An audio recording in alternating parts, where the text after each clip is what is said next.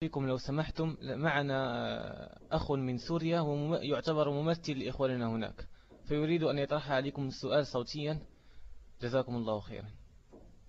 حياكم الله وحياه. طيب، تفضل أستاذنا ابن الجزري، لكم اللاقط، اطرح سؤالك.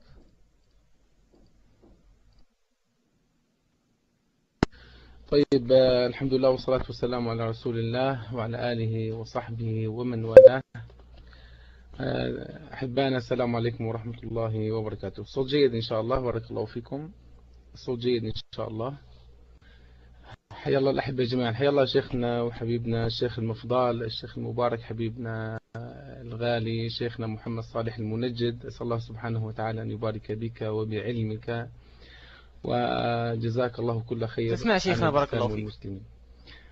نعم يا حقيقة نحن حياك أحبك في الله الله. أولا. وعليكم السلام ورحمة الله والمسألة وبركاته. الثانية يعني أنا لست فقط يعني من بلدكم، أيضا يعني أنا أقطن يعني في المنطقة الشرقية، يعني بجواركم. الله يحفظكم إن شاء الله، ونسأل الله حياك سبحانه الله. وتعالى أن يرفع قدركم وإياه. شيخنا، أنت تعلم الآن مسألة، ونحن نعلم موقفك من الثورة السورية، حقيقة يعني موقف مشرف، وكانت لك مداخلات وكلام حول هذا وأنا سمعته جيدا، فجزاك الله كل خير.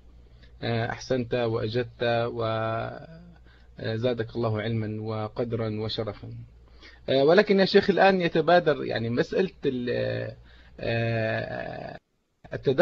التدخل الخارجي. أنت تعلم مسألة يعني مسألة الاستعانة بالغرب والاستعانة بالكافر، ومسائلها كثيرة جدا. ولكن حتى يكون سؤالي سريع جدا وحتى لا أطيل على الإخوة، وأنا أعتقد أن المسألة يعني لا تحتاج إلى كثير كلام. أنت تعلم ما يدور في سوريا الآن من أحداث، وتعلم القصف والقتل ومحاصرة الناس، ووصل الأمر إلى محاصرة النظام الفاجر هذا، حتى أنه يحاصر الناس بطعامهم وشرابهم ومائهم. لم تعد المسألة كهرباء ولا اتصالات، المسألة الآن حتى وصل إلى الماء. يعني في مناطق مثلا مثل باب عمرو في حمص ومناطق كثيرة في حمص وغيرها، يعني حتى الماء يمنع عنهم، هم الآن يشربون مياه الأمطار. ومسألة الاستعانة بمشرك الآن، يعني كل ما نتكلم عن تدخل الخارجي أو الحماية الدولية، يأتي من يتكلم يعني لا يجوز الاستعانة بمشرك وهذه المسائل.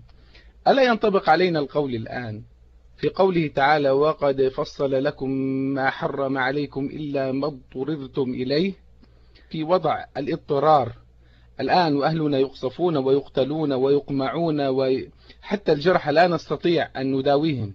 ألسنا في حالة اضطرار الآن يا شيخ، بارك الله فيك، حتى نرد عليهم؟ بارك الله بك. ألا نأخذ بقول الذين قالوا في حال الاضطرار لنا أن نستعين بمن يعني بمن على الأقل يعني لهم يعني لا يسعون إلى إفساد الإسلام والمسلمين. أنت تعلم الآن الأمة الإسلامية يعني صامتة صمت عجيب، يعني حتى دول الجوار للأسف يعني يساندون هذا النظام. ما وجدنا يعني خلال سنة كاملة الآن من القتل والاعتقال، ما وجدنا من يمد يد العون بشكل حقيقي بشكل عملي. فماذا نفعل؟ ماذا نفعل؟ بارك الله فيك، وأسأل الله سبحانه وتعالى أن يسددك وأن يرفع قدرك. هذا سؤالي، أحسن الله إليك شيخنا الحبيب. حياك الله يا أخي. طبعا نشكو إلى الله ضعفنا وحال إخواننا، ونسأل الله سبحانه وتعالى أن يكشف ما نزل بهم من ضر. الاضطرار، نقول نعم، نحن وصلنا إلى حالة الاضطرار حقيقة، لكن هل البحث في هذه المسألة عملي؟ بمعنى، هل الغرب يريد أن يتدخل، أو هل هناك أحد في العالم يريد أن يتدخل ونحن منعناه لسبب شرعي؟ فهو يقول أريد أن أتدخل، ونقول له لا، عندنا في ديننا لا يجوز أن نسمح لك أن تتدخل، لا يجوز أن تتدخل، لا نستعين بالمشرك. هل يوجد هذا أصلا؟ أنا الذي أفهمه حسب علمي حتى الآن لا يوجد أحد في العالم يريد أن يتدخل، لا أمريكا ولا أوروبا ولا روسيا ولا الصين ولا إيران ولا العرب ولا جامعة الدول العربية ولا الأجنبية ولا الأمم المتحدة ولا أمريكا الجنوبية ولا، يعني من هي الدولة التي تريد أن تتدخل حتى نبحث مسألة حكم الاستعانة بالمشركين؟ الذي أراه والله أعلم الآن أنه لا أحد يريد أن يتدخل، فصارت المسألة كأنها يعني غير واقعية أصلا يعني. فلعل الله أراد بأهل الشام خيرا أنه صرف عنهم تدخلات قد تكون لها آثار سلبية، وجعلهم يعتمدون عليه ويلتجئون إليه وحده، ويستعينون به سبحانه ثم بإخوانهم في العالم من المسلمين الذين يتقربون إلى الله بمساعدتهم. فأنا في الحقيقة لا أرى هناك ناس أو دول تريد أن تتدخل ونحن نقف لهم في الطريق ونقول لا نستعين بكم وأنتم مشركون وارجعوا بأساطيلكم فلترجع طائراتكم ولترجع دباباتكم ولترجع قواتكم. ما هذا غير حقيقي، غير واقع أصلا.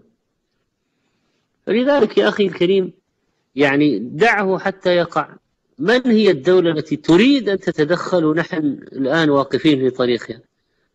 أصلا نحن يعني وضعنا رحم الله امرأ عرف قدر نفسه. نحن الآن يعني يقضى الأمر حين تغيب تيم ولا يستأذنون وهم شهود. يعني حتى لو أرادت أمريكا أن تتدخل مثلا لن تسأل عنا وفينا، يعني ستتدخل إذا أرادت، وبالتالي المسألة غير قائمة أصلا، مسألة غير قائمة أصلا. فإذا كان من جهة الجواب النظري نعم هناك حالة اضطرار واضحة، لكن في الحقيقة لا يوجد قيام عملي لهذه المسألة. نعم. طيب شيخنا، لدي سؤال آخر يقول: السلام عليكم ورحمة الله وبركاته.